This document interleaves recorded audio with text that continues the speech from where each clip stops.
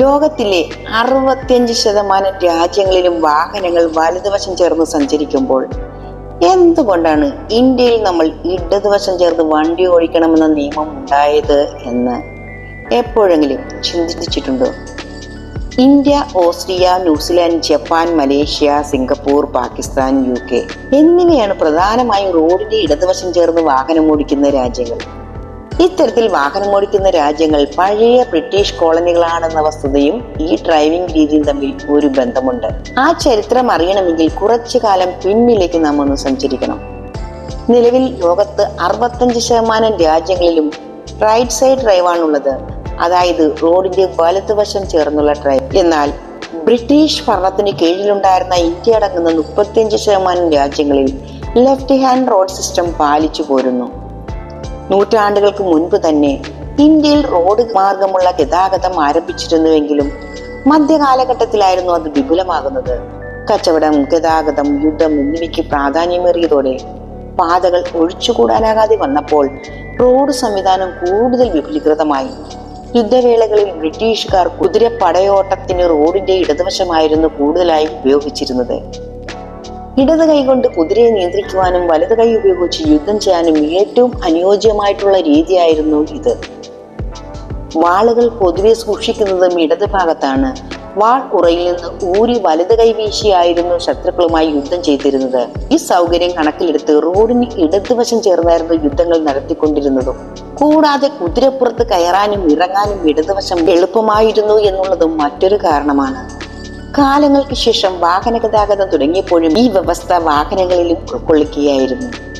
വാഹന ഗതാഗതം വിപുലമായതോടെ റോഡിന് ഇടതുഭാഗം ചേർന്ന് വാഹനം ഓടിക്കുക എന്ന വ്യവസ്ഥ ബ്രിട്ടനിൽ നിലവിൽ വന്നു. തൽഫലമായി ബ്രിട്ടീഷ് ഭരണത്തിന് കീഴിലുള്ള ഇന്ത്യ ഉൾപ്പെടെയുള്ള പല രാജ്യങ്ങളും ഈ വ്യവസ്ഥ പാലിക്കേണ്ടതായും വന്നു. അമേരിക്കയും യൂറോപ്പും പോലുള്ള ഭൂരിപക്ഷ രാജ്യങ്ങളിൽ വലതുവശം ചേർന്ന് വണ്ടി ഓടിക്കുന്ന സമ്പ്രദായം നിലവിൽ വന്നതിനും ചരിത്രപരമായ ഒരു കാരണമുണ്ട്.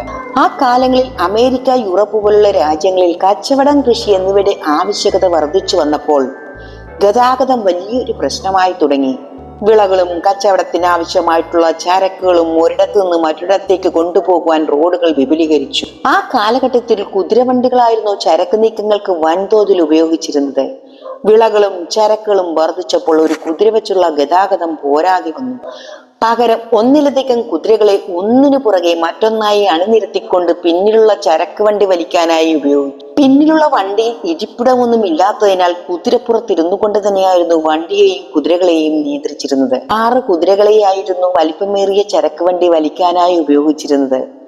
2 വരിയായി ഒന്നിനു പിറകെ മറ്റൊന്നെന്ന തരത്തിലായിരുന്നു കുതിരകളുടെ സ്ഥാനം.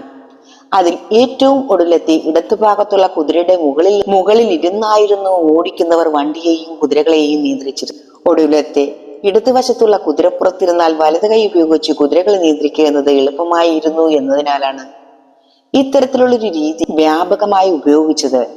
അത് മാത്രമല്ല, റോഡിന്റെ വലതുവശം ചേർന്ന് സഞ്ചരിക്കുന്നതിനാൽ എതിർവശത്തു നിന്ന് വരുന്ന വാഹനങ്ങൾ നിരീക്ഷിക്കാനും അതിനനുസരിച്ച് കുതിരവണ്ടി നിയന്ത്രിക്കാനും അവർക്ക് എളുപ്പമായിരുന്നു.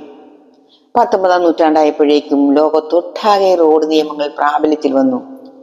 ബ്രിട്ടീഷ് രാജ്യങ്ങളിൽ റോഡിന്റെ ഇടതുവശം ചേർന്നുള്ള ഗതാഗതം നിലനിന്നിരുന്നതിനാൽ പിന്നീട് അങ്ങോട്ട് ആ നിയമം തന്നെ അവർ പിന്തുടരാൻ തീരുമാനിച്ചു. ഇന്ത്യയും അക്കാലത്ത് ബ്രിട്ടീഷ് കൊളോണിയൽ ഭരണത്തിന്റെ ഭാഗമായതിനാൽ സമാന നിയമം ഇന്ത്യക്കും ബാധകമായി. ഇന്നും ആ വ്യവസ്ഥ മാറ്റമില്ലാതെ തുടരുന്നു. ഇന്ന് ബ്രിട്ടൻ ഉൾപ്പെടെ ചില യൂറോപ്യൻ രാജ്യങ്ങളിൽ ഒന്നും ലെഫ്റ്റ് ഹാൻഡ് സിസ്റ്റമാണുള്ളത്. യൂറോപ്പ് പൊതുവെ റോഡിന്റെ വലതുവശമാണ് ഉപയോഗിക്കുകയെങ്കിലും അയർലൻഡ്, മാൾട്ട, സൈപ്രസ് എന്നീ രാജ്യങ്ങൾ, തെക്കേ അമേരിക്കയിലെ ഗയാനയിലുമാണ് ലെഫ്റ്റ് ഹാൻഡ് സിസ്റ്റം ഉള്ളത്. മുൻപ് ഈ രാജ്യങ്ങൾ ബ്രിട്ടീഷ് കൊളോണിയലിന് കീഴിലായതിനാലാണ് ഈ വ്യവസ്ഥ അതേപടി ഇവിടങ്ങളിലും പിന്തുടരുന്നത്. 1960 ബ്രിട്ടീഷുകാർ റൈറ്റ് ഹാൻഡ് സിസ്റ്റത്തിലേക്ക് മാറാനുള്ള തയ്യാറെടുപ്പ് നടത്തിയിരുന്നുവെങ്കിലും ചെലവുകളുടെയും മറ്റ് സാങ്കേതിക കാരണങ്ങളുടെയും പശ്ചാത്തലത്തിൽ പദ്ധതി ഉപേക്ഷിക്കുകയായിരുന്നു. അപ്പോൾ ഒരറിവും ചെറുതല്ല. കൂടുതൽ അറിവുകൾക്കായി ഈ ചാനൽ സബ്സ്ക്രൈബ് ചെയ്യുകയും ലൈക്ക് ചെയ്യുകയും ചെയ്യുക. Love you all, be happy.